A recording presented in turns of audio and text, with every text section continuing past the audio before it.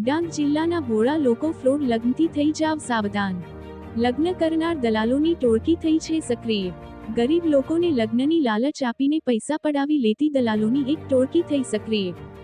તાજેતરમાં જ પંચમહાલ જિલ્લાના ધારાપુર ગામના કનુભાઈ નામના એક વૃદ્ધ આ ટોળકીનો ભોગ બન્યા છે, જેમની પાસેથી ફ્રોડ લગ્ન કરીને પૈસા પડાવી લેવામાં આવ્યા છે। પ્રાપ્ત માહિતી અનુસાર આ ફ્રોડમાં સંડોવાયેલા મુખ્ય વ્યક્તિઓમાં ઈશ્વરભાઈ, રહેવાસી પીપલગોડીના છે, જેઓ લગ્નની લાલચ આપીને પૈસાની માંગણી કરતા વિડીયોમાં સ્પષ્ટ દેખાઈ રહ્યા છે।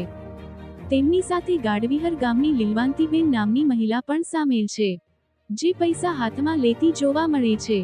આ ઉપરાંત મહારાષ્ટ્રની એક મહિલાને ડુપ્લિકેટ વરરાજાની તરીકે ઊભી કરીને આ ત્રણેય મળીને કનુભાઈ નામના એક ગરીબ વૃદ્ધ પાસેથી તેમની જીવનભરની કમાણી પડાવી લીધી છે। કનુભાઈ હાલમાં એક ખાનગી કંપનીમાં વોચમેનની નોકરી કરે છે અને લગ્નની આશામાં તેમણે પોતાની બચત ગુમાવી દીધી છે। આ ઘટના પ્રકાશમાં આવ્યા બાદ ડાંગ જિલ્લાના ભોળા લોકોને આવા ફ્રોડ લગ્ન કરાવનારા દલાલોથી સાવધાન રહેવાની ચેતવણી આપવામાં આવે છે। માહિતી અનુસાર આ દલાલો પીડિતાઓની સાથે એગ્રીમેન્ટ પણ કરે છે। આ ઘટના પરથી એ સ્પષ્ટ થાય છે કે આ ટોળકીએ અગાઉ પણ કેટલાય ગરીબ લોકોના ઘરો ઉજાડી નાખ્યા હશે।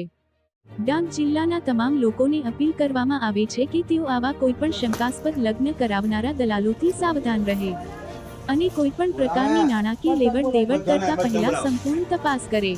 જો કોઈને આવી કોઈ બાબતની જાણ થાય તો તાત્કાલિક પોલીસને જાણ કરે।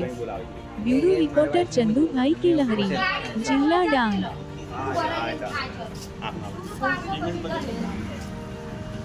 गाड़ी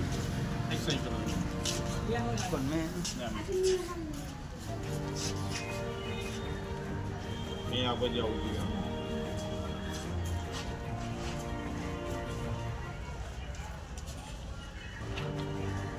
बस बस ठीक